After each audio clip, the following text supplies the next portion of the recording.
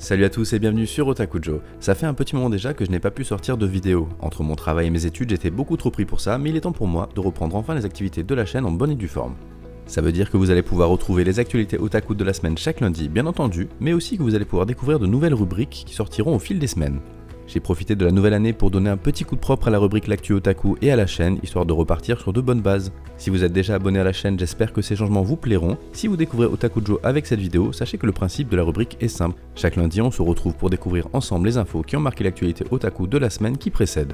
Je vous laisse vous mettre à l'aise car on est parti pour les actualités du 30 décembre au 5 janvier. Allez, c'est parti! Miki Yoshikawa, la mangaka que l'on connaît pour Yamada Kunto Nanani no Majo, va sortir un nouveau manga dans le Shonen Magazine. Il s'appellera Kakko no Inazuke et il commencera sa parution dès le 29 janvier prochain.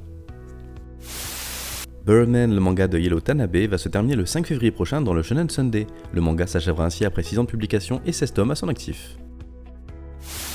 C'est dans le Big Gang Gang que sortira l'œuvre conjointe de Norimitsu Kaiho, le scénariste de School Live, Makoto Fukami, le scénariste de Magical Girl Spec Ops Asuka, et Eteroji Shiono, l'auteur de Yubelblatt.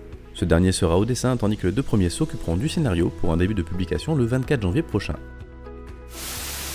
Kazuki Funatsu, l'auteur de Sundome Milky Way, va sortir une nouvelle série qui servira de fin alternative à son œuvre. Le manga s'appellera Sundome Milky Way Another End et commencera sa publication le 26 février prochain dans le Grand Jump Muncha.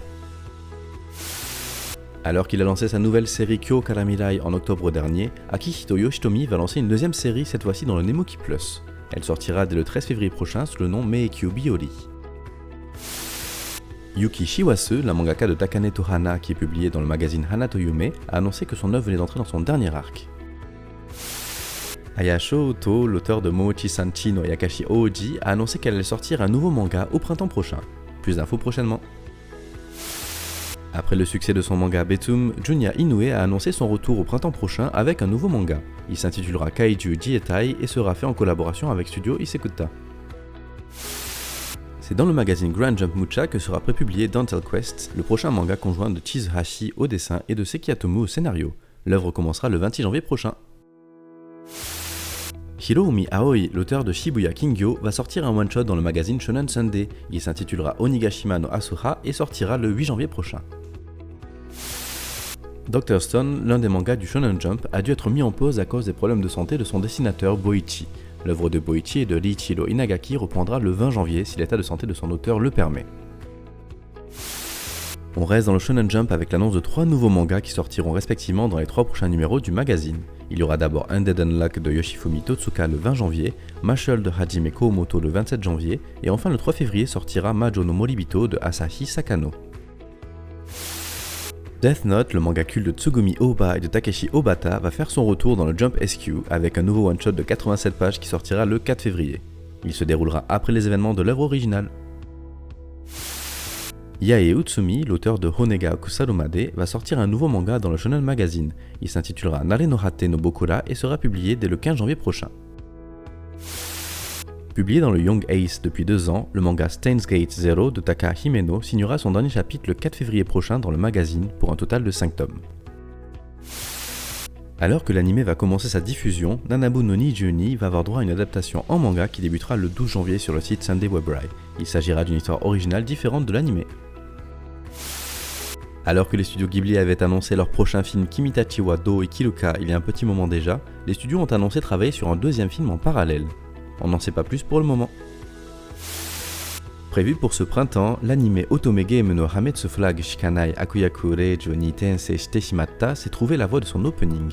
Ce sera le groupe Angela qui interprétera l'opening qui s'intitulera Shoujo no Rutsu wa Hitotsu Janai.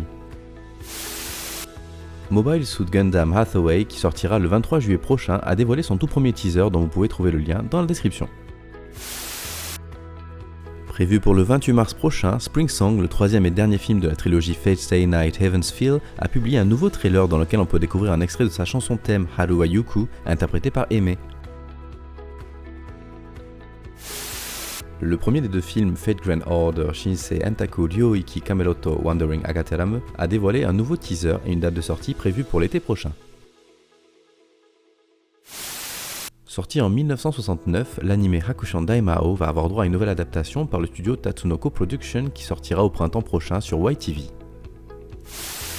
Kagiji Kumanomata, l'auteur de Mahojo de Oyasumi, a annoncé que l'adaptation en animé de son œuvre sera diffusée cette année. La troisième et dernière saison de Yahari Ore no Seishun Nobukomu wa Machigatteiru a trouvé les interprètes de son opening et de son ending.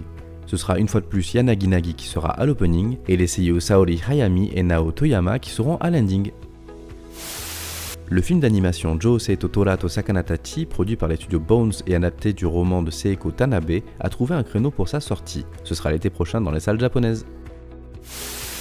La deuxième saison de Mahou Kakouko no Retose, qui sera basée sur l'arc du Visiteur, a trouvé sa date de sortie. Ce sera en juillet prochain sur les chaînes japonaises.